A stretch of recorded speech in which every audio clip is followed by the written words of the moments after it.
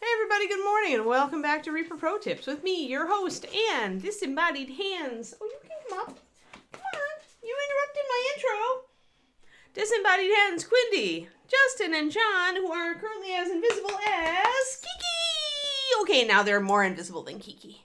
More invisible than Kiki. Yes, I know you're slipping. You're slipping. Don't slip off my leg. Now your face is huge. Face is huge. It's because you're huge. You're monstrous. We know this, right? Yeah, monstrous dog. Monstrous dog. Monstrous. Yes, Mousling. Yup, and that's paint. None of which is edible for you. Yes, none of which is edible. It's true. It's true. Oh, your collar is all silly. There we go. Much better. Much better. Hi. Hi. Kiki says morning. Kiki says morning. Yeah, I said good girl. She's like, Mama sits here and pets me and talks to you guys. It's all good. Yeah, good girl. Yeah. I said good girl. You want to get down? Okay. If you're good, you can stay this time, okay? Yeah, no nibbles though. No nibbles. Only kisses.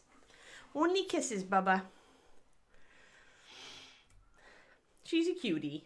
She's a cutie. Hey, cutie. No, you do not get to eat all the stuff. You do not get to eat all this stuff. No, if you find stuff on the floor, you cannot eat it. No, because sometimes it's not good for you. Yes, can you go settle? Can you go get your bully? You need to go and settle. Yeah, you need to go settle, Bubba. You do. Sorry. Sorry, I know Mom's no fun. Mom's no fun. Mom is totally no fun today. No fun. Yeah, she's being silly. She's like, hey, I have your attention. I have your attention, Mom. Okay. Whew. So here we are. Yes, not a pirate Mousling in my opinion. I guess you could say he is. He's more of a undead hunter / witch hunter type of Mousling in my opinion. That's what I feel he is. He's got that aesthetic on him.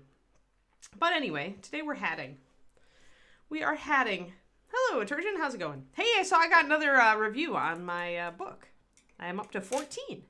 Which is pretty cool. It'd be actually super cool if I could get closer to 20 before book 2 comes out. But I know that's, at this point, it's less likely. Reviews are going to just kind of creep in on little mouse feet. He's wearing a belt because it's useful to stuff things into. He has pockets also, but he also doesn't like to leave his shirt loose. Let's face it, Big Chimpo. Who wants to have an untucked shirt? If you're a svelte Mousling, you're trying to show your best, here.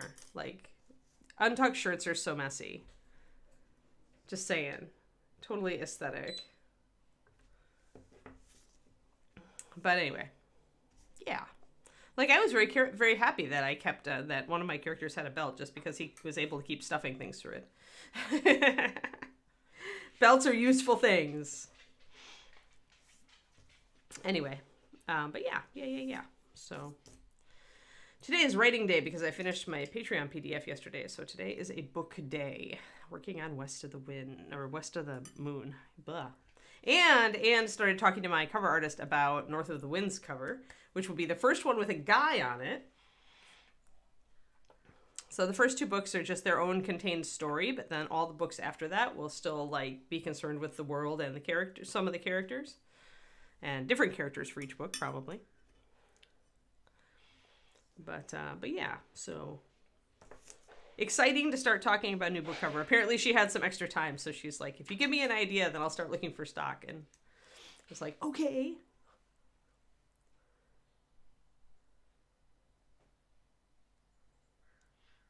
Yeah. Next was 20, then 50. We won't hit 50 until book 3, probably. I mean, who knows? I've been messing around with the Amazon advertising, and I think that it's interesting, different types of advertising.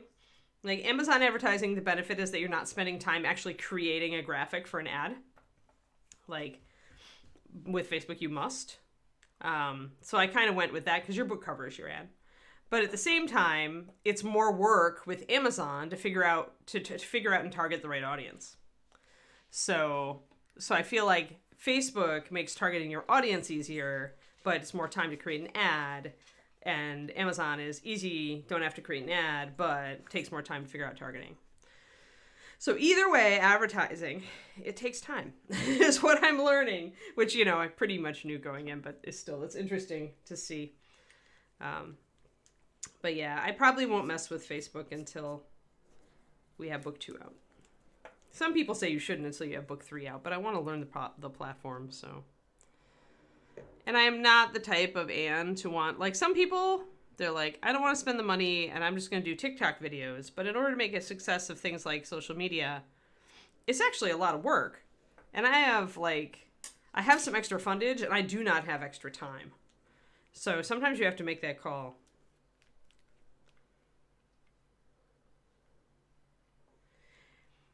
Yeah, the cover actually is going to be, needed much earlier than I thought it was going to be because I'm moving faster and getting West of the Moon out much faster. Well, not much faster, but faster than I thought I was going to. Like originally I thought West of the Moon might take until November, and then I'm like, oh, maybe September, and then I'm like, beginning of September, and now I'm like, late August. Of course, it still hasn't hit the editors yet, so... I'm thinning down my whites so that we can make our leather texture for the top here. We've got to finish the crown is a little bit cool, but we need a little bit more. And then we need to do all the back.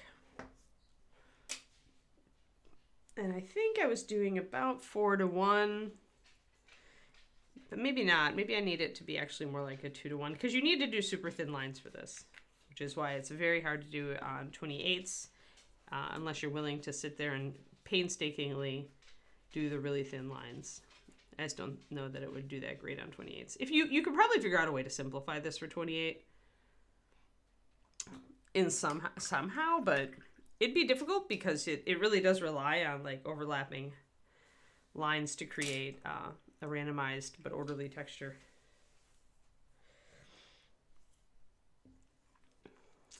But yeah, so... I think 2:1 is where it's at. Let me see. Maybe I want to switch to a thinner brush. This is, so when you're working with thin paint like this, you could switch down. I could switch to my 000 Da Vinci and see if it would work. Although it won't carry as much fluid. So if I went with tiny brush, it would let me, you know, get those really thin lines, but it won't carry as much paint. So I won't be able to just keep going with it as much before reload. I think this is pretty good. I think I kind of want to, but it will let me do really thin lines. So, but yeah, but it's going to dry out faster. Going to dry out a lot faster. So that's up to you as far as if you were trying to do this on a 28, though, I think I would use a tiny brush. And keep my lines super fine and super light. But yeah, again, it's not really a technique that's in scale for 28, so... Which sometimes, you know, you just decide you don't care about. Oh, and that one went way too heavy. See that really heavy line? So what I'm going to do is I'm going to actually mix up some of my... some dark color. I think I'll do my blue liner, brown liner mix. And I'm going to block that in, actually. Oh no! Is the internet sad? Good, no meetings. No meetings is good meetings. Zachariah.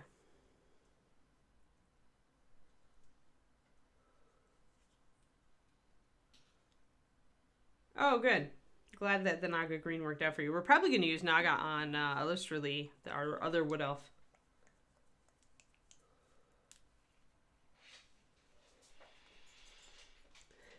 Yeah, sorry guys. Sorry if there's lagginess. So the nice thing about doing a blue liner, brown liner mixture to create a black is the blue is usually a little bit stronger, but you can tune it that way. You can create kind of a cold black, but that's still got some transparency, which is great when it comes to glazing over stuff. So I'm not going to thin it that much off the bat. I'm just going to like do one brush full of water because I want it to be a little bit stronger right now. The reason to put any water in it at all is just to keep it wet in the palette for longer.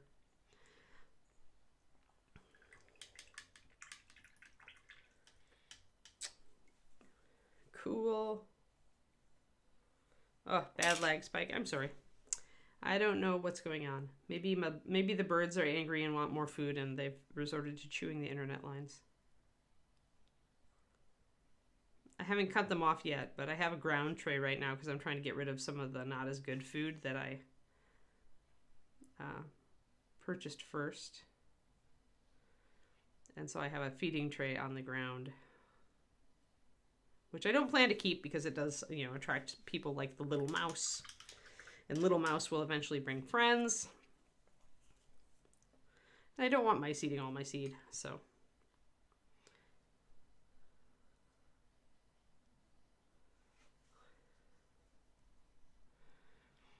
So yeah, so I'm going to be forcing them to use the feeder.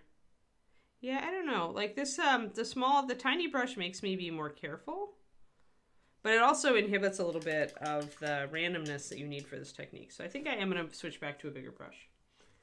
Much as, although maybe I'll just switch back to one of my more worn Da Vinci's.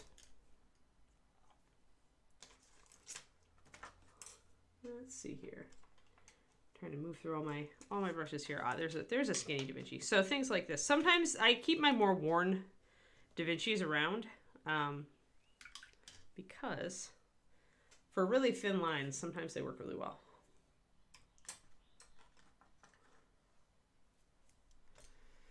So one of these is skinnier than the other.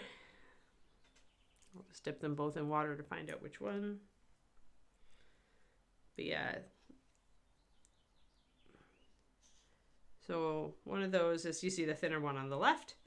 That's worn down a bit, but it's still perfectly usable. And when you need a super fine, something to be super fine, sometimes using a worn down brush is actually a good call. As long as it still carries fluid and paint, you're fine. And you'd have to really wear it down before it started to bug out like that, and then it's done. But yeah, so I'm going to put that brush back and try this guy. So we're back to a Da Vinci Maestro Series 10 size 1, which, you know, we've been using our Winsor Newton Series 7 size 0 for a long time now. But as we all know, this is my more favoritist. So it's a little hard to see past the sword, but we're just going to go over and over this area with these squigglies. We're going to try to make sure that they intersect each other in random ways. And then we're going to glaze. And we started out glazing with black and brown, and much as I don't actually like the brown that much, I'm still going to continue using the same color since we're working on the same hat. Then I'm just going to try to tune it by putting additional glazes of a different color over the top. So one drop of black and brown, and then we're going to have to thin it way down because it has high coverage. So for those of my patrons out there, I hope you enjoy the red pigments PDF I put out yesterday. It was a lot of work. It was a lot of research. A lot. All right, so glazing is usually at least 2 to 1, more likely 3 to 1. I'll start out at 2 to 1 because I want a heavier glaze. But yeah, so I talk about most of the red pigments that you find today in miniature painting. I think the only one I didn't talk about was Azo, although I mention it because there's only one paint I found that uses an Azo red. And I do mention it in that paint, that particular, oh, that's an oil paint. So, all right, yeah, one more drop of water there. But yeah, it was fun to put together and to directly put some swatch comparisons down so you can see that. And I talked about this actually a very long time ago, back when Chimera came out, if you recall. Chimera colors came out. Everybody was all like gaga over the fact that they put the PV and PR and PBR, you know, the pigment codes on the bottles. And people were calling for Reaper to do that, which would have been a lot of time, effort, expense, and as I said on stream at the time, not that useful. And that was brought home to me again, although people seemed not to believe it. You know, the vocal minority were all like, pigment codes. And I was like, but you don't know what you're asking for. Because it's not like it's something magic that identifies like this color will always be exactly like this. It's just a particular chemical compound. And the fact is that the same pigment number can be used to describe different colors and even different opacities of a particular paint color. So, or different shades, I should say, in different opacities. So it's not as useful as everybody thinks it is.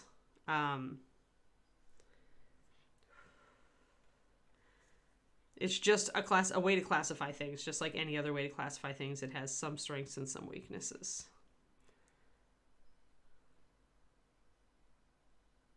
So if you read that PDF, you will find out what I mean by that. And it illustrates it pretty well. And that's what people don't understand, is that like you can have more than one shade of cadmium red, even with the same chemical composition, because when you mix up the way you grind it, or you mix up the way that you heat it or cool it, you will get a different color.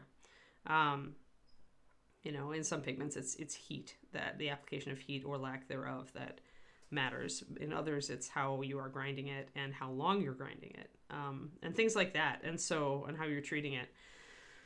So yeah, it's not like it's magic. And maybe that's why the furor around it has kind of died down. I mean, don't get me wrong, when I was doing this PDF, it was nice to have those numbers on the scale color and the Chimera stuff, and my artist paints, you know,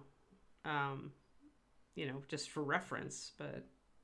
And it's not like it's like completely useless or they wouldn't put it on there. Like, it's interesting to know that the quinacridone red actually counts as a violet as far as the pigment system goes. But it's more interesting than useful, in my opinion. It's like, this is fun and interesting, but it's not terrifically like utilitarian. Like,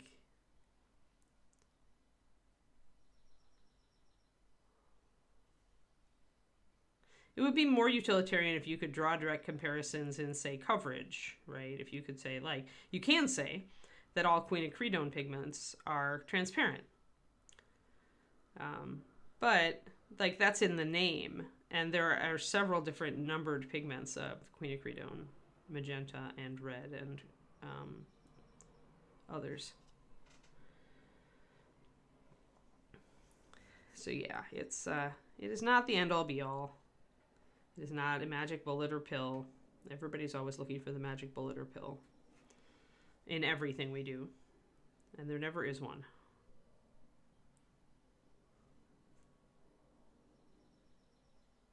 Even the best paint hack ever is not going to make you a great painter if you don't paint. And when I talked to David about this, I was just like sharing with him my thoughts and feelings while I was writing it. He's like, well, yeah, the best way to get, you know, an idea of what your paint is like is just to paint. And I'm like, yeah, pretty much, on the nose. That's my husband. He's like, duh. He does not look to numbering systems. He just says, just work with your paint. Learn your paint. Stop reading things and actually paint.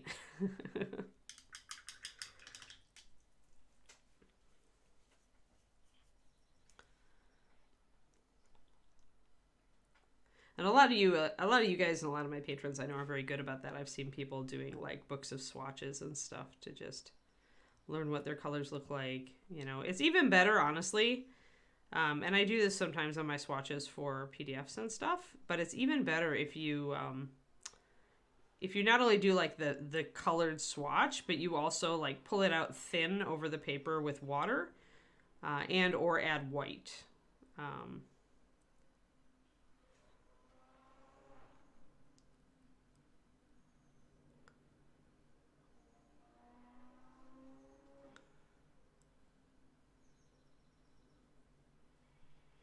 So I'm just getting a first coat down of these white lines. Then we're going to put a glaze over the top, and then we're going to do more.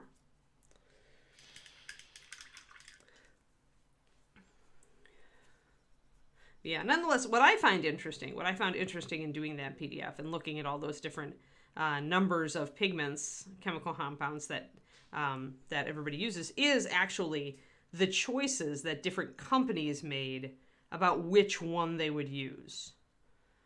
Like the red oxides. Scale Color Artist, actually, I thought they had a tube red oxide, but it's just they have burnt sienna and they have red ochre. And the red ochre actually does use a lot of red oxide in it. But the one that they chose was actually the most transparent one, which I found very interesting. It's like, huh. Possibly just because somebody liked the color and the other pigment in the paint was going to give it a little less transparency, a little better coverage. But it's just an interesting choice to make, right? When you're designing.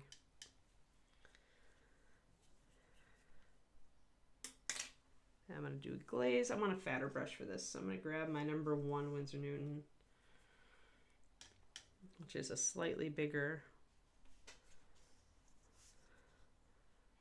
Although I will always appreciate Scale Color Artist for Scale 75 for putting out a Queen of Creedone red, because it honestly is. Though transparent, it is like my favorite. I love it. It's my favorite red.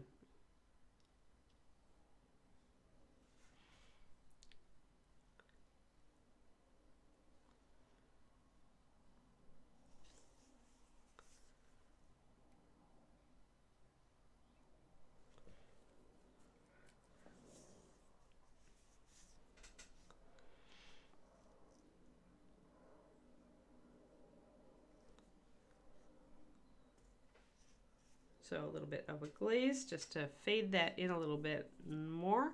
I'll probably do another one. Always wait for your glaze to dry before you decide whether to do a second, because it'll always dry lighter than it looks, but you want it to dry so that you have a real opinion of how much it might need. And we'll do some over the top.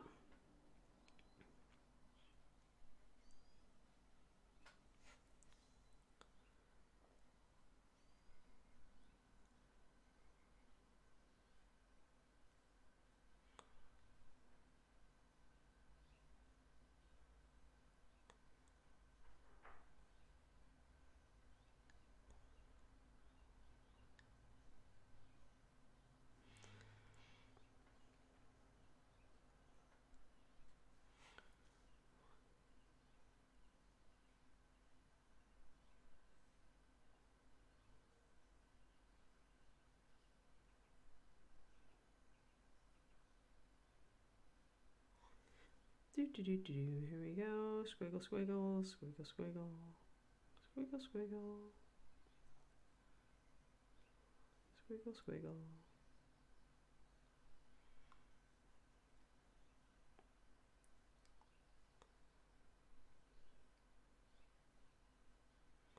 Many squiggles. There we go.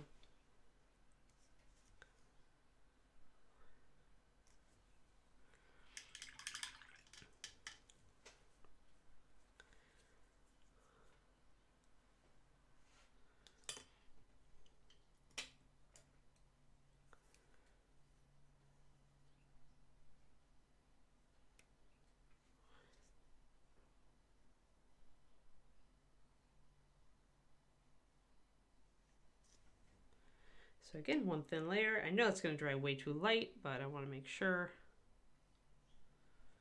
that I want a whole nother layer on there. And I think I am actually going to just go over the top of this back one. It looks a little brighter on camera than it is, but I think I need another one.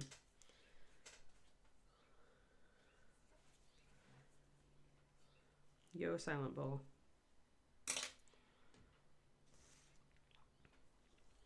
Yeah, working on the leather texture. Kind of involves a bunch of underpainting and then glazing and then underpainting and then glazing and et cetera, and so on and so forth. But yeah, he's coming along nicely. Still have all the cloth to do, and the leather, but yeah. No, yes and no, Pendrake. The things that you would be adding to thicken, quote unquote, Because that's the only way you're going to make a transparent paint have more opacity is to thicken it, to essentially crowd those pigment particles together. But the problem is that thickeners they'll give you something more like tube paint, right? And it's a compound. It's just an extra binding compound. I never used them. I chose never to use them in MSP because essentially you're just loading a bunch of extra crap into your paint, and it's still going to fall apart when you add water. I mean, if you have a transparent like paint, just put more than one coat on.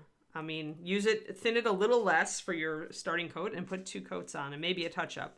I never had a problem. I mean, I used crimson on Anubis. It's a very transparent red, but I put it over underpainting, so I used that transparency. This is the thing that I complain about a lot with many painters all wanting opacity. It's like, and so many of them are using zenith priming. I'm like, you don't want opacity. You're going to lose all your zenith. You want transparency. But getting those brains to flip over and really like consider it from the other side is difficult, right? So, but yeah, all the reds on this, I just, did an extra coat. Which most of the time I'm doing anyway. So, there's no reason. Yeah, Zachariah. There's no reason you'd want to make a transparent paint opaque. Like you would like, it would make the paint act weird. Or just use a tube. Just use a tube paint. If you really want a Queen of Creedone red, you'll have to use a tube paint anyway. Because Scale Color is the only one that has one, to my knowledge, that I was able to find. So with the tube paint, as I mentioned in the PDF, you just don't thin it as much. And it gives you a little extra body out the gate. It's still a transparent color, and you're never going to get the opacity that you would get out of a real cadmium or something. But I don't want opacity most often. Like, I would rather have kind of a moderate coverage paint, something that I can work with either way, that will give me good coverage in 2 coats, and then I can actually thin it and use it for all the other techniques I do, which all involve thin paint. That is, of course, me, and I do thin my paint a lot more than other people do. So, like, Luca always works with much thicker paint. But then he's also using a wet palette, and so that makes sense, right? It's all style at that point. It's your choices as an artist that are defining how you do your work. Let's get it closer again. But yeah, believe me, Pendrake, that was one of the first things I considered. And then when I looked at what I was actually talking about, I was just kind of like you. And that's, when you find a thicker paint in mini painting today, it's the actual, it's not that they're adding thickeners, it's that they are, unless of course they're doing tube paint. But it's that they're choosing a thicker base out the gate, and adding pigment to that will counter that a little bit. Most times pigment will actually make the paint more fluid. At least adding quite a bit of it will. There comes a point. Like I think the Chimera colors actually use a very thick base, all things considered, but they're also very highly pigmented. And if they hadn't used a thick base, then they'd have very runny paint. Sorry about lag spikes, guys. But yeah, when you deal with opacity, Pendrake, you're dealing with actual chemistry and the compounds, the characteristics of the compounds you're dealing with. So just adding a different chemical doesn't really make those compounds any more see-through or not see-through. It's just that you're trying to create the illusion by making them essentially a high-density pigment causes it is clumping together. Takes those little particles and clumps them together a little bit. Or tries to find something chemically that will have a higher particulate size and still have roughly the same color, right? I got a little bit of a blorf there. I'm going to come and get it. You can see I got a little bit of extra brown here, and that's because when I glazed the top, it seeped down there, so I've got it's not an emergency, but I do have to correct it. There. Just the aliens. Oh, okay. Well, at least as long as you can hear me.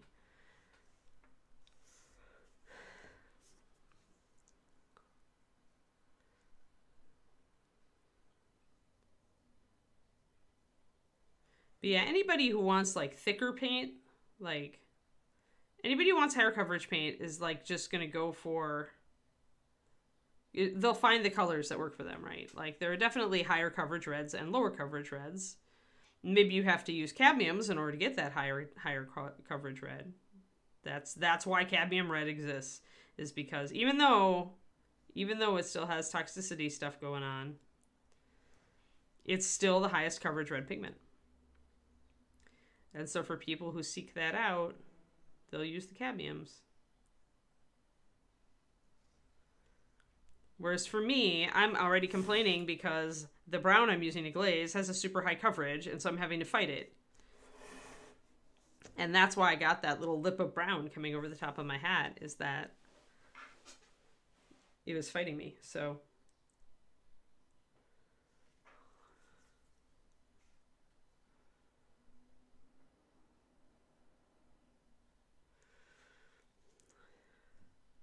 but whenever you add an additive, you are almost always sacrificing something.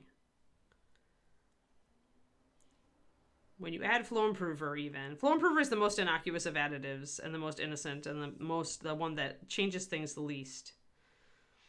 But even then, because flow improver is always paired with water, you're always changing your consistency when you add flow improver.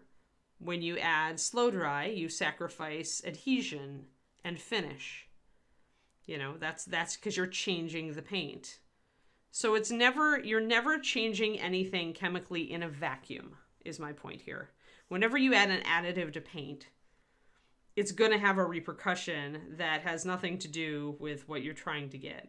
It's just, you've changed the paint and you also get this along with your change. When you ask paint to dry slower and you introduce a compound that attracts moisture, you also tend to make the paint a little bit more goopy, because that's just how those compounds tend to work, and that's why the paint becomes softer, and even when it dries, it is easier to have it peel. That's why I always say if you're going to use slow dry, be very careful and only use a very small amount, because you can make your paint job pretty fragile if you go overboard with it. And you also can make it more glossy. Again, because it's attracting moisture.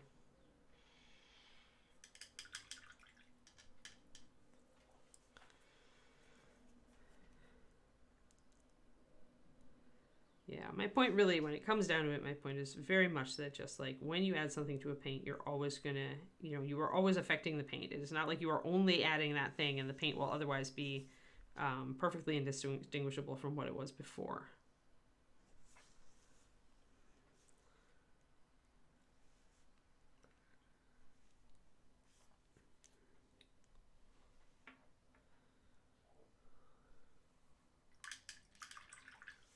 Yeah, titanium white is the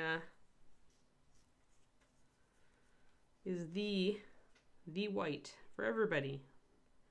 Probably everybody uses more white than every other color, even me.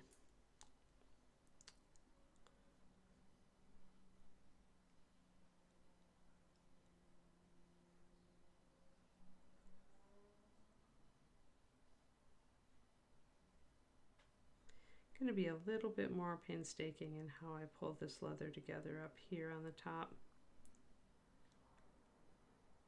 A little less sketchy. Once you have a random pattern, you can double down on that pattern and really try to pull it together a bit.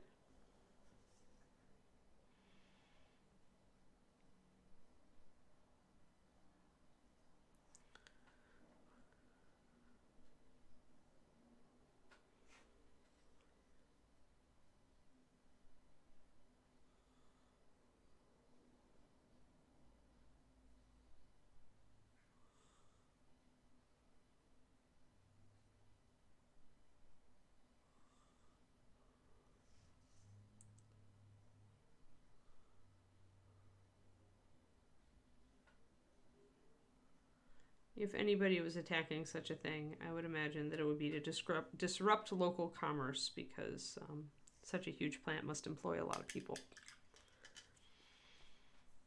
But let's stay away from politics, shall we? I have no urge to talk about that stuff.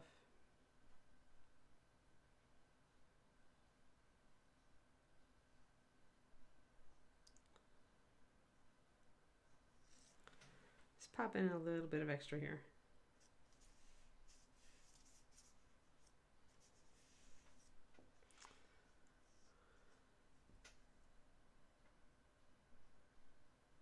Like I said, it sounds weird. It's economics, guys. Right?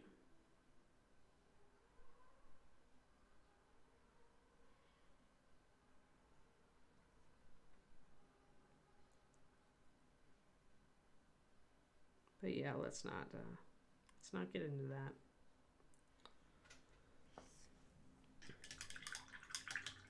Okay, now I'll do this.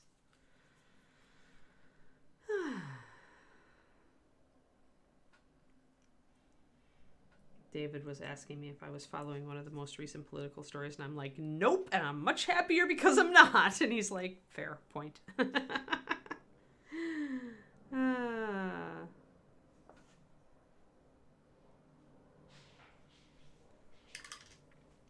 The closest I get to encouraging my human brain's propensity to be attracted to train wreck news is going on the self-published subreddit and going facepalm a lot.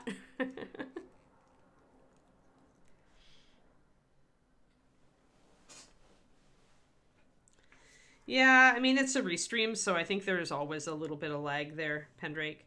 Because I'm bouncing from where I am to Reaper back to you. Instead of just me streaming. So I think that a long time ago, Justin and I figured out that we had some lag issue because of that, but hopefully it won't be too bad. I'm going to take my black that I mixed from blue liner and brown liner and make a glaze of that. That's this color. So it does have a little bit more of a blue tinge than it does. And this is equal amounts of blue liner and brown liner. But the blue tends to have a high diffusion. And so it definitely comes out stronger than the brown. It comes out on top, which is what I want, because I want to neutralize this brown a little bit on top of the hat. So I'm going to try just to pop a bunch of glaze over the top of this. And then see if I need to re-accentuate any of my texture. It should just give me more of a dark kind of sooty color over the top of this. More black. Yeah, I like that. That's more like what I wanted when I set out to do this color. So one little glaze, boom.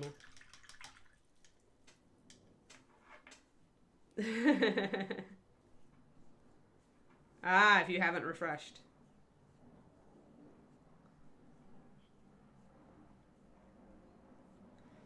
I can't unsee it. I am going to hold to my theory that he simply does not like to be messy and always wants his shirt tucked in, Quindy. Like, how slovenly would it be? Like, he grew up in a mouse household where his mom was very much, you will tuck in your shirt, young man. And with not having pants, the only way to do that is have a belt. That's my theory. I'm sticking to it. But yeah, self-published rabbit hole has no bottom. It's true. So I lost a lot of that ashy look off the bat, but it did darken and cool down the leather. So I'm actually pretty happy with that. Looks nice, actually. Cool. Alrighty. Let's get to the back.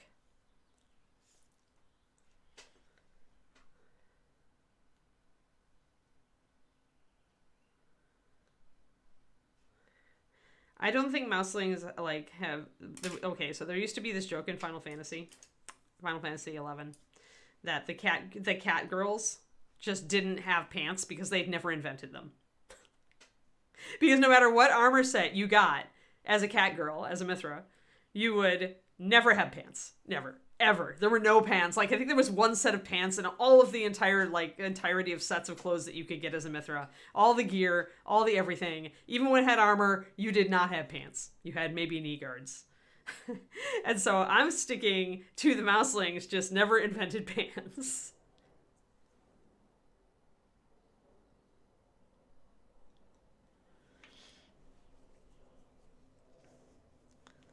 I played a cat girl in Final Fantasy XI, so it was always like, gosh darn it. So, and the guy I ran with would always be like, you know, like, aha, you know, a nice set of pants. And I'd be putting on something and it would be like a mini skirt. Oh, other like beast things make it work. Werewolves make it work. I think that culturally, it's just not a Mouseling thing. It's the Mouselings have decided that pants are downright silly. Who would bother to wear them? Not this mouse. I don't know. Ask Jean. sending a bunch of people asking Jean querulously why Mouselings do not have pants. If he's smart, he will reply, they just never created the pants technology.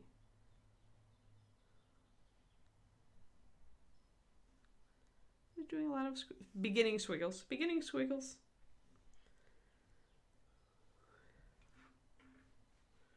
A tailor in a werewolf village would have lots of work because he'd have to like put like tail holes in all those pants.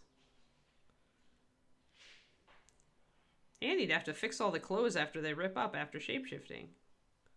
I always thought that Werewolf the Apocalypse role-playing game did that very well, by the way.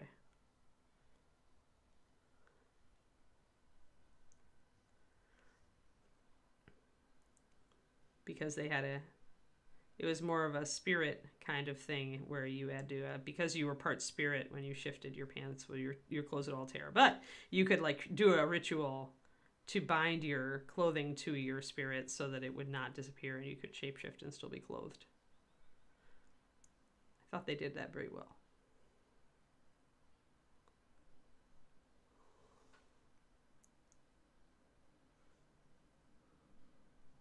So I'm kind of crossing over the top of these. You can do it both ways. You can just do a lot of ripples going out kind of from the same and make your wave big, or you can do crossed ripples to start getting this out. Yes, at least we don't have weepy Mouselings. Yet. Or we would have full frontal Mouseling. Nobody wants that. Then the Mouselings would definitely have pants. Ron would have put his foot down.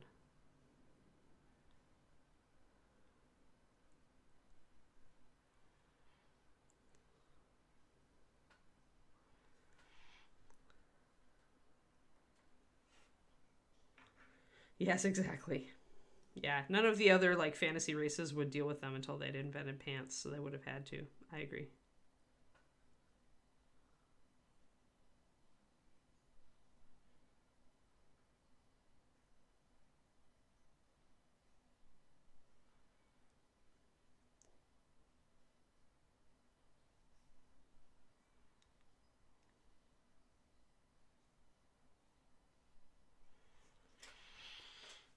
So we're getting this tighter, and then I'm going to start putting glazes over it. I did totally miss this little part out here, so I need to fix that.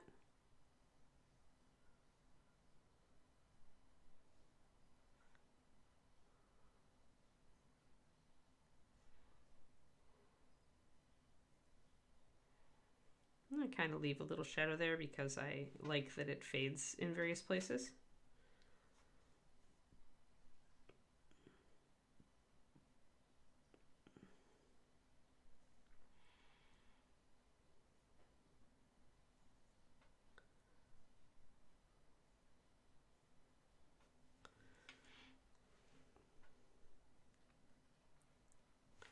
So Overwatch released a new battle pass last night, and the theme is high fantasy. And I'm like, I looked at David, and he looked at me. He's like, I'm not quitting playing Diablo to play Overwatch with you. And I'm like, I'm not losing out on Overwatch fantasy skins to play Diablo with you, or to play. Sorry, for him to play Overwatch with me. So we are we definitely have clashing video games right now. Because I'm like, but high fantasy Overwatch characters.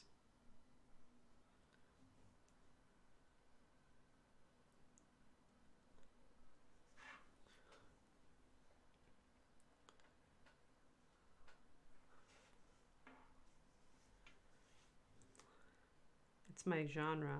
The only thing they could have done that was like more like Anne would be to do fairy tales.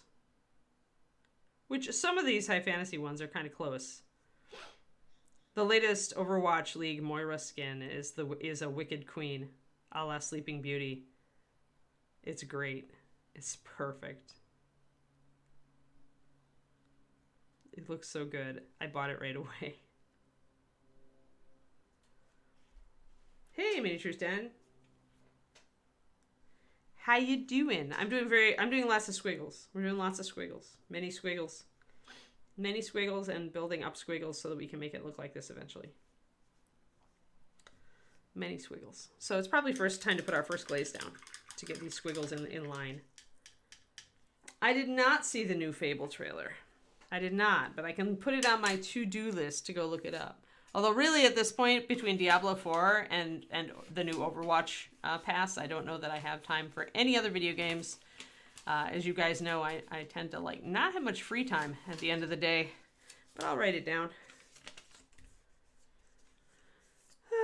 Because, you know, maybe sometime in some like huge, like eternal future time, I might have time to play video games. New trailer. Thanks for the heads up, Big Chimpo. Oh, yeah, okay. So flat. 1 second. I can even talk about this. One sec. Working on it.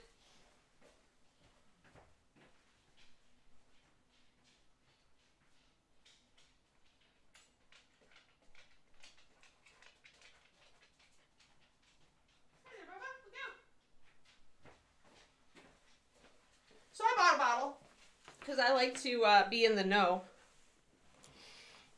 They remind me, essentially, okay. So how you get super mega flat paints? You can see how little light is reflected. You see how little light is reflecting off of that? Oh, but it's a little bit there, so it's a little bit thicker. So essentially, when they did this swipe, you can see how the paint builds up a little bit there, right? And as the paint builds up, you do get a little bit of life. So when you are using it stretched thinner, you get pretty much dead matte. Now,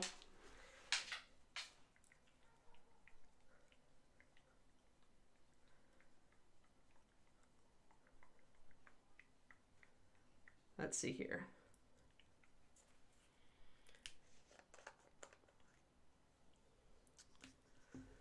Don't be too familiar with Quindy. She has a goblin for a significant other. And nobody wants bug lipstick on them, right?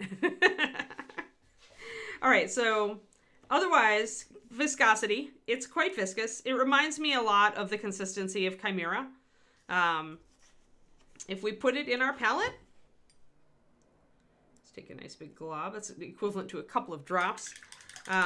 It's got a very high holding, like surface tension, so it is a thicker paint. So using a thicker base, most likely. This is PBR7. There's a raw umber. It's a standard pigment. You'll find PBR7 in a lot of raw umber and burnt umber colors.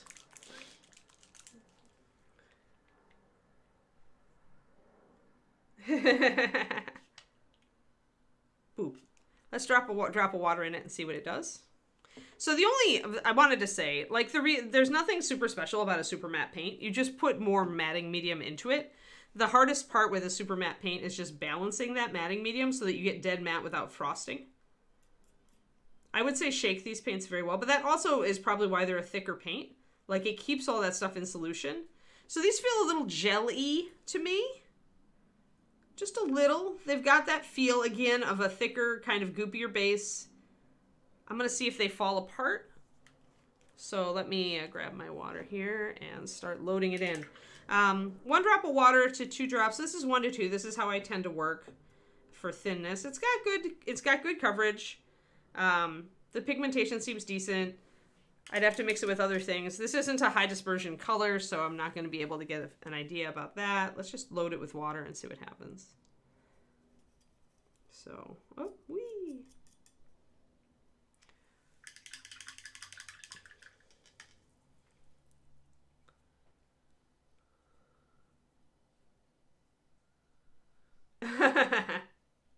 Age of Marvel, that's funny.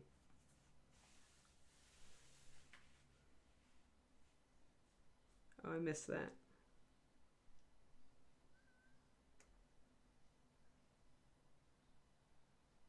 Yeah. Yeah, I didn't play the original Fable, so... Sorry, I'm having lag spikes, folks. We've had a few. So let me clean this up a little bit. Definitely skinning over pretty fast. Probably a softer base, more flexible. That would go with kind of me feeling like it's kind of a little bit goopy. It's starting to separate pretty fast with water adding. That's even with a bit of flow improver. Decent. I mean, it's a little bit gritty, but that grit that I'm seeing probably isn't the pigment. It's probably the matting agent. And by grit, I mean I'm just seeing a very tiny particulate texture as I spread it out after a thinning. Like you can see kind of a grainy appearance. And part of that could be the pigment because, you know, brown pigments. But some of it, usually when you see texture in a paint, it's really not the pigment. Like some people will tell you, oh, the pigment grind isn't very small. That's not really it. Most often when you see granulation of that sort, it's going to be something else in the paint. Matting agents being one of the primary, because they're usually silicates or talc or something like that. That's a slightly higher particle size. Otherwise, you can't make a matte paint.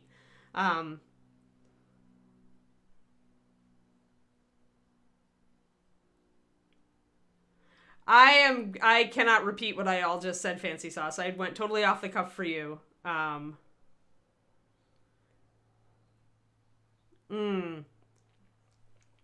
Yeah, I don't know if I can if I want to disrupt my stream enough to really do it. But essentially, it's a thicker paint. The consistency reminds me of Chimera. I think they're probably using a softer resin to hold it. Also by the fact that it firms up when you thin it. It dries at the edges very quickly, so be careful when you're glazing. I'm seeing a little bit of kind of a particulate, kind of sandy finish when I stretch it out, but that's probably not actually the paint or the pigment. It's probably a matting agent because obviously they're using a lot of matting agent. And usually when you see a texture in a paint, it is not the pigment. It is actually matting agents or other things like silicate compounds that are added to the paint. However, in this case, if I see, a little bit of a gritty look when I thin it out, it's more likely to be the matting agent because we already know these have a lot of matting agent added to them, right, to get that matte finish. And matting agents at that scale are usually talc or really fine silicates, but they do tend to be bigger particles than pigments because in order to get that matte surface, you have to be able to see, like you have to visibly disrupt the surface. Now you can still do that below the level of a micron, but you have to disrupt it enough that light is disrupted when it goes across it. Yeah. Yep, yeah, you can watch the VOD. There is more as I was thinning it.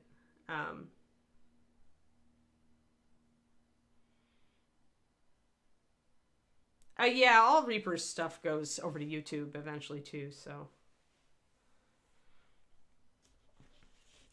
But yeah, so essentially, but otherwise, I mean, it's not falling out of solution real heavily. It's keeping itself pretty well in hand. The color's good.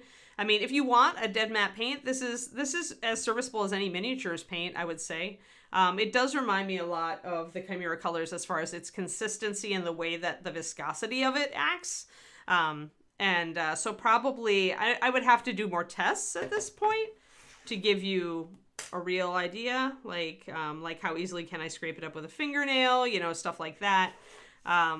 I do this kind of crap just to figure out what other people are using. But this is very, I mean, and it's not surprising because I really feel like the artist companies that are doing these fluid acrylics are really stealing it from the hobby people, right? Not necessarily our hobby, but hobby paints in general that have been doing this fluid acrylic style for a lot longer. And essentially the big companies just woke up and went, oh, there's a market, you know, like they do. Yeah, I mean, yeah. And they're gonna, just like any miniatures line, if you use them, like you're gonna, you know, you're gonna get some favorites, right? It's like me still loving like scale color burnt umber is the best burnt umber in the world, and so is their crimson is like the only Queen of Creedone red, which is one of my faves. I love you, red. But yeah, so it's worth trying them. The only thing that drove me away from the reason I just got the raw umber is, one, I don't have this color in any other line. And I like it. Reaper, it's actually one of the colors I worked with at Reaper a lot, one of the pigments. But it's expensive to pick up a lot of them. So I actually shied away from that. I wanted to try one and see if I liked it first. So yeah, and as always, it depends on how you paint. Right. Yeah. Exactly. And this is I'll tell you guys, raw umber is usually a much more see-through pigment. That's part of why I got this, is I saw that and I'm like, really? High coverage raw umber? But, you know, they are using, like I said, this as kind of the standard brown. PBR7 is like, every brown you know is using this brown pigment. And it's just a matter of, like I said, it's and all different colors and all different viscosities come from this.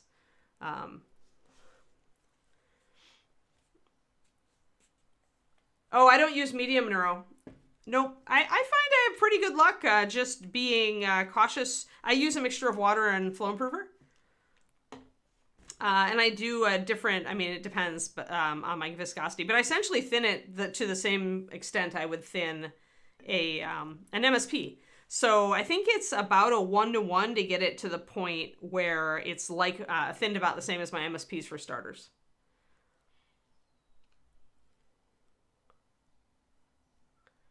Right. Yeah, I layer and glaze a lot. Yeah, exactly. And that's why when I get a paint, one of the first things I do is thin it down and see what it does. Because I need to know, you know, and then my next test is throw some white in it and see what it does then, right?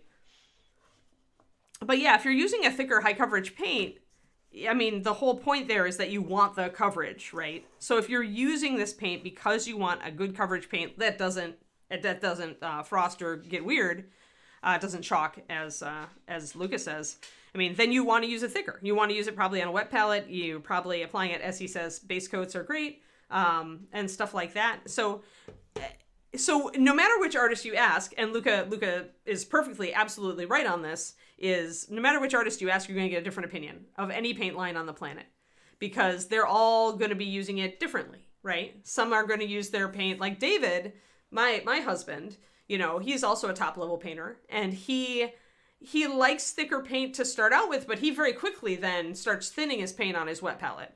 So he doesn't go to my standard, but he's somewhere between me and Luca as far as like how he works his paint. And every painter is going to be different like that. And so every paint, they're going to have an opinion. And some of them are going to be like, oh, use it to start out with, but then go to other colors for thinning or this or that or the other, right? So yeah.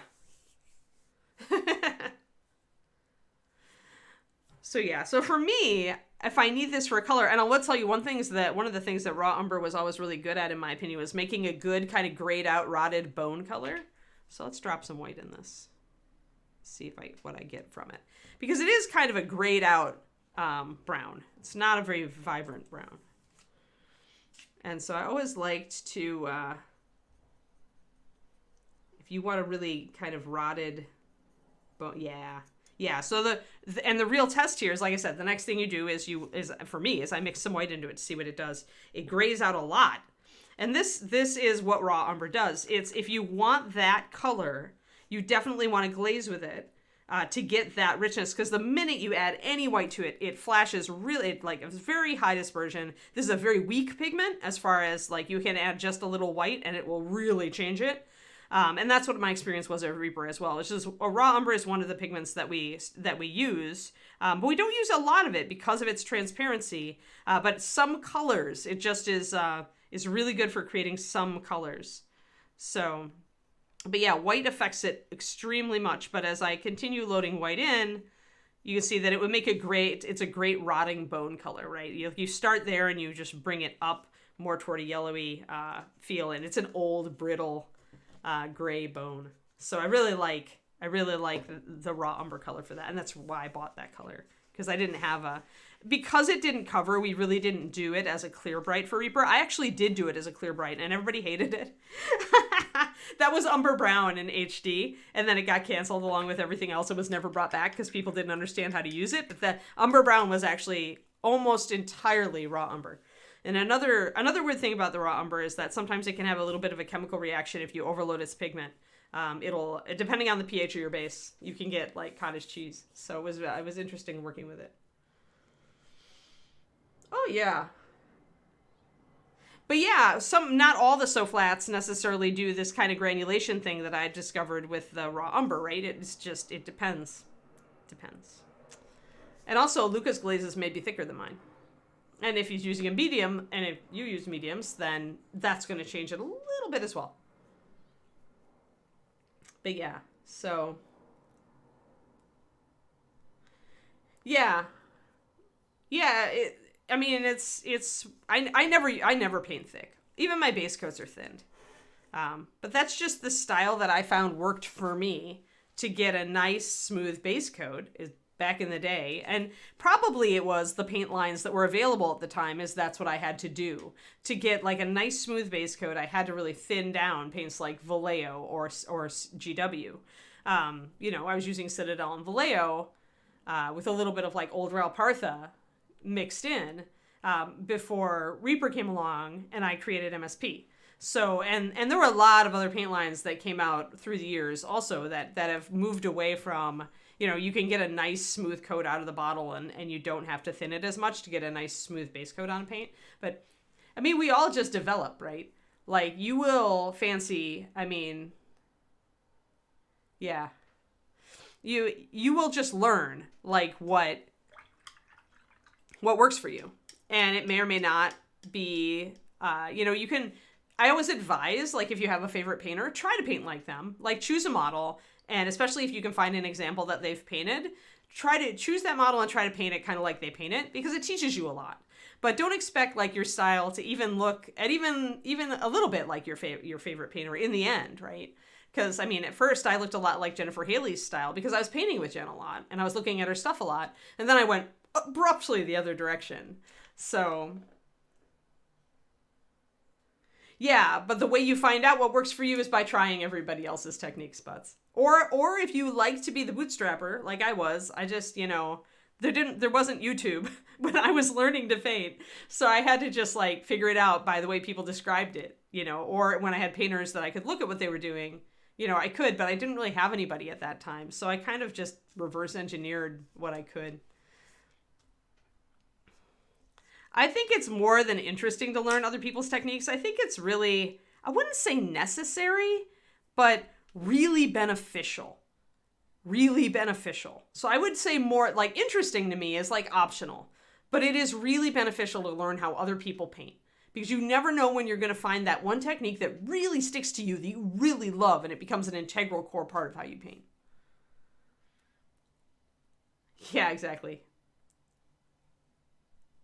Yeah, these days, you guys do. I talk a lot about how, I suppose I should actually paint while I'm doing this, about how nowadays it's possible to level up in mini painting super fast because you have so much video footage, right? You've got Patreons, you've got YouTube, you've got all sorts of resources to, oh, that's right, I wanted a bigger brush for glazing. All sorts of resources to power you up, where you can just watch people paint and you can see the brush, the cameras have come so far, you can see the brush strokes, you can see how they're applying the paint, you can make sometimes they're directly showing you paint consistency, sometimes you can just watch how it goes on like this and kind of make a good guess. And And also a lot of people just kind of dissecting the hobby and giving pros and cons of different products and different techniques and, saying why they like it or don't like it. I think the most important thing to remember is just that your journey is going to be different from everybody else's. And just because something works for one painter doesn't mean it will work for you. And it's not your fault if it doesn't. It's just that you're different. You're different than that painter that you wanted to do that technique from.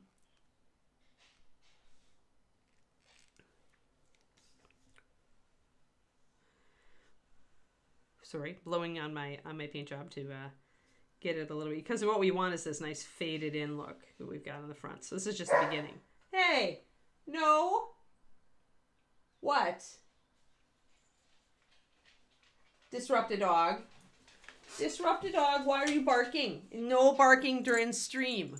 No barking during stream. Yes. Yes, I know. I don't care if you have very cute eyebrows. You still can't bark during the stream. It's not done. It's just not done. Manners. Manners, little dog. Oh, the ears have fallen off. The ears have fallen off. Yes, you're an earless dog. You're an earless dog. She's a monster. She's my monster. Her head is as big as mine. Hi, good girl. Yes, they think you're very pretty. They think you're very pretty. Ooh, good girl. Yeah, oh, lickens. Yep, this is Kiki. Yeah. Oh, easy girl. Yes, you're very late, but you get Kiki anyway because she barked and I had to reprimand her. Oh, yes. Okay. Well, it's not quite, but we've still got several minutes before Luca can take over, Keeks. So you have to be more patient, okay? Can you be patient? Can you? Good girl. Good girl. Oh, I love you too, Squish. Okay. Okay. You've disrupted enough. Disrupt a dog. Okay, disrupt a dog. Off. Ah! That is not the best way to off. Silly girl. Yes, good. Okay. Oh, hold on. I have to exile her. Exiled. Exiled. Good girl. All right. I will be out in about 15 minutes. Yeah, I'll be there. I'll be right back. Oh, the dog.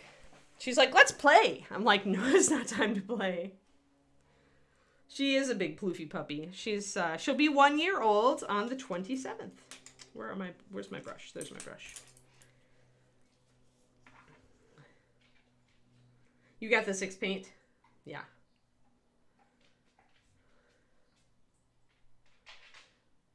Yeah.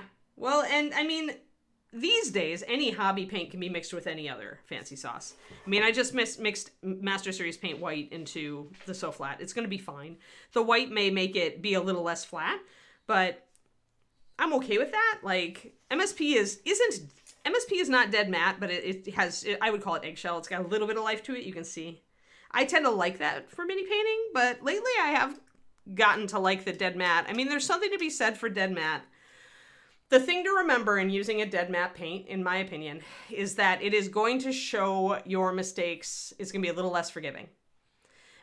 That's why I think a top-level painter would really appreciate it, because when you're doing something like lighting effects, having that matte paint is going to actually enhance your illusion, because you're not going to get any shine or reflection off of the surface whatsoever. So the only light that you can see on the mini is going to be the light that you put there. If you're not at that level, though, and you're trying to do blending or you're trying to do, transitions, and everything looks really clunky and every brushstroke is standing out more than you want it to, that's where the matte paint isn't as forgiving, I think, as some of the, not like any of our paints are really glossy these days, but a paint that has a little life to it, as they say, is going to be, it's going to be easier to disguise that. Yeah. Yep. Well, and one would argue, I mean, single pigment colors are great if you love to mix or if you're interested in mixing. And if you're on a limited budget fancy, then single pigment colors are great, because then you can just learn to mix. Essentially, you're saying you can sacrifice X amount of money instead of a ton of money, because you'll just mix all the colors you need, right, from the few. That's actually what David did. That's what my husband did when he was learning to paint. He was a poor college student, and he couldn't afford many paints, so he just learned to mix. And it's nice because it gets you over that fear of mixing that a lot of people have that come into the hobby, especially if you don't come from an art background. But I mean, even me, I mean, I do come from an art background, and I still like to just reach for a color sometimes. And I don't always use primaries. Sometimes I just love a particular color, and I just run with it. And when it comes down to it, up to a certain point, a red is a red is a red. I mean, I can use the Queen of Credone, which is technically classed as a violet, PV. You know, this is a very cold red. Or I could use like primary red or the red from Scale Color, which is a little less blue. And I can still mix oranges with those bluer reds, or I can mix purples with oranger reds. Like, they're just going to be a little bit different, a little bit more muted, a little bit whatever. So you can make any decently saturated red or blue or yellow work as a primary. It'll stop short of a certain intensity level, but on many painting projects, I don't need that intensity level. So, you know, it's all kind of relative, but yeah.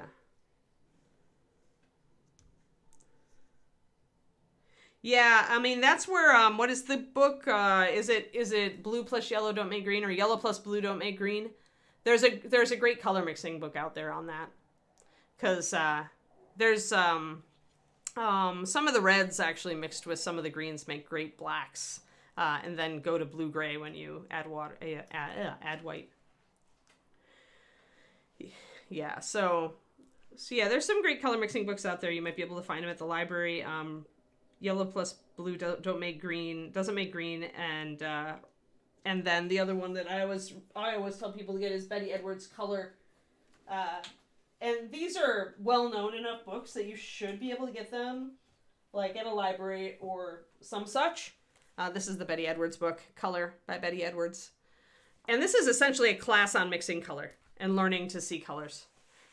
So you just work your way through the book, and she's got a lot of chapters that talk about what she means, and then she's got exercises, and she just talks about like just all the different colors. She does an analysis of them at the end and what they emotionally tend to evoke and things like that. And how they're tied to different cultures, and it's neat. It's a great book. Pick it up. Or like if you are at a limited budget, you should be able to find Blue plus Yellow Don't Make Green and Betty Edwards' book at any library.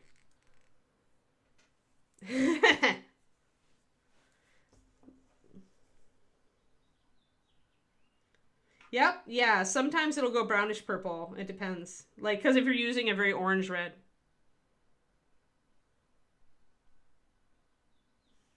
I mean, we are doing magenta, cyan, yellow primaries, quote unquote. I mean, Kathy here. I haven't done the gold on her yet, but we'll be using magenta, cyan, yellow to do that. We've only done the gray so far, which is just mixing all three of those colors and adding white. But yeah, I mean, the skin tone, obviously the hair is magenta, but yeah, it's just, this is a cyan, yellow, magenta model. That's all we're using is cyan, magenta, yellow, white, and then an off black. Yeah. True primaries. Okay, don't even get me started, Fancy. Unless I've missed something, and this is possible because I don't keep as up on the research as I always did, there is only one true spectrum primary available, and that's a yellow. Otherwise, any yellow that you use is going to naturally lean toward either green or orange. And every blue you use is going to lean toward either green or red. And every red you use is going to lean toward either orange or blue. Now, there are some azo reds that do approach primary red. So you can get really close. But if you really throw a spectrometer at it, it'll lean. But when you talk about true primaries in pigments, because in inks it is magenta, yellow, and cyan. But in pigments, which are opaque, true spectrum primaries do not currently exist for red and blue. Yes, you can get so close that for us it may as well be. And when it comes down to it, you can mix a perfectly serviceable and intense purple with a green shade blue. We do it all the time. But when you say true primaries, be careful, because some people will call you on that. because it's like a true spectrum yellow is a true primary, a spectrum red, a spectrum blue. That's the term that I see bandied about in pigment literature. Yeah, right.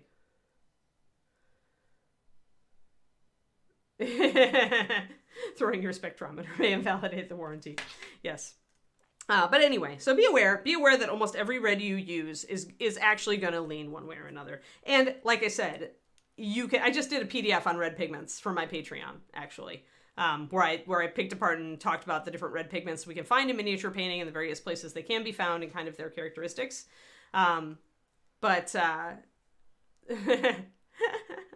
No, just don't try. I say this all the time, and every mini paint around the world just wants to throw something at me. Don't overthink it. Don't get too tied to like terms and like like always question the premise in this hobby. When somebody tells you, oh, this, even me, just question it. Say it may not be true for you. Like if somebody tells you, oh, you can't mix a decent orange with magenta, maybe you should try. Actually, you can. It's a red. It doesn't look like a red, but it is a red. And it's a perfectly serviceable orange unless you need to be painting like fire, where you need something that's more vibrant. But yeah, so. Yeah, well, but there are plenty of people out there who are confident and what they say isn't quite so true. So beware. Well, and like I said in the beginning, even if it is true for some people, it may not be true for you. So, but yeah. So, I don't know. I'm very loose on the subject of primary colors because I've used all sorts of reds as a primary and they work just fine. Because most of the time, my color schemes are not super high saturation. Like, I like it just a little muted. Often a little muted to very muted, right? Although, I've painted plenty of things on here that are, punchy. Plenty of things on here that are pretty punchy as far as the saturation level goes, right? Pretty punchy. But I also do stuff that is, much more muted. These guys, especially her on there. But yeah, so definitely more muted colors on these guys. So we do a combo. But when you're working a lot with muted colors, you don't care so much about what primary red you're using, and you come to realize that almost any red can be a primary. As long as it is like within a certain range.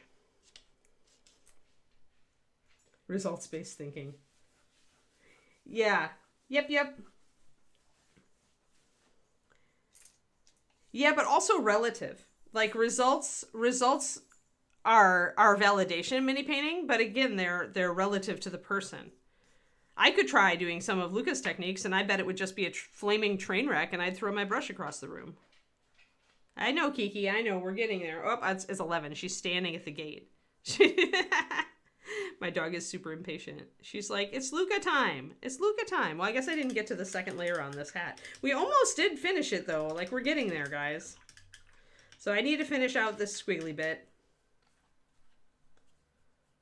Yeah, basing your opinion on the results that you get, even though sometimes, it could be a fluke, or it could be, the result could be not actually coming from what you think it is. Things like that. Yeah.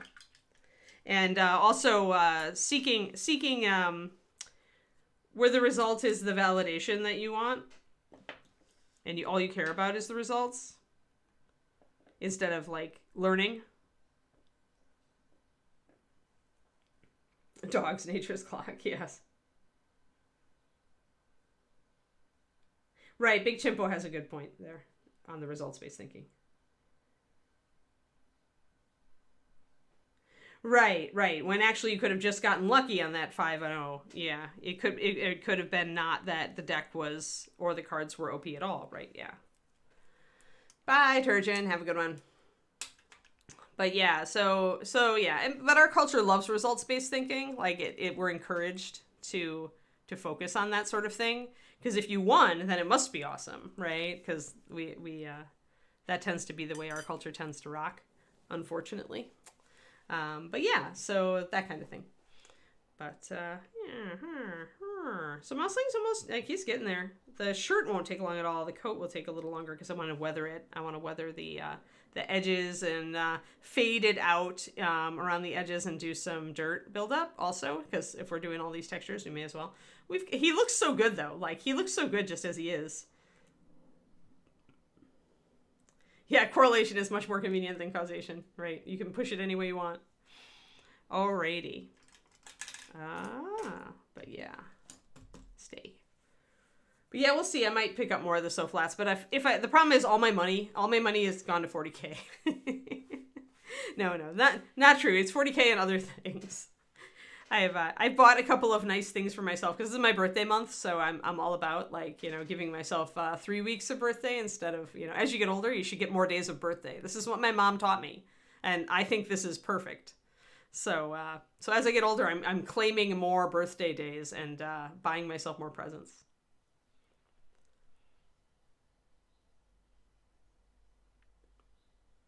There is no perfect butts. It's a trap. Never use that word. Second Christmas. But it's only perfect by their standards, right? Like, and perfect is like defined a particular way.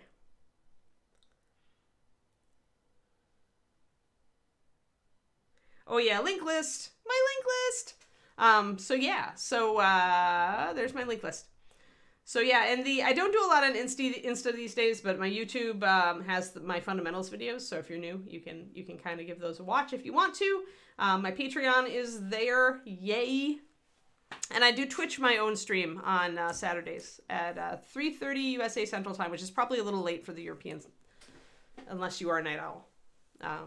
Yeah, for sure. Exactly. So cool. All right, well, let's hand it over. Is Luca ready? The Alpaca Lord ready to take over?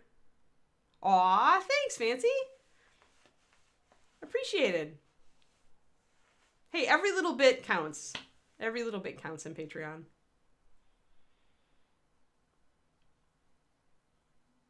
All right, I didn't see if the Luca is ready. Yes, the Luca is ready. All right, Luca, my dear, I hope you blow it out of the water today and have an amazing stream and an amazing rest of your day. Thank you, everybody, for tuning in. I know we got a little bit derailed there at the end. We were on task, dang it. We were on task, and then it all went sideways. The Miniatures Den raid. Perfect for going sideways. Alrighty then. I'm going to leave you to the Lord of Alpacas, and yeah, I'll see you guys tomorrow. Tomorrow we're back on a mini that we have not done very much work on yet. We're back to the Sexy Scribe. And I'm going to get that cream kind of shaded in so that it looks less flat and crazy. Yep, puppy walk time. You're right. All right, y'all. See you later. Quindy, thank you for herding the cats. Good luck with Luca. Bye-bye.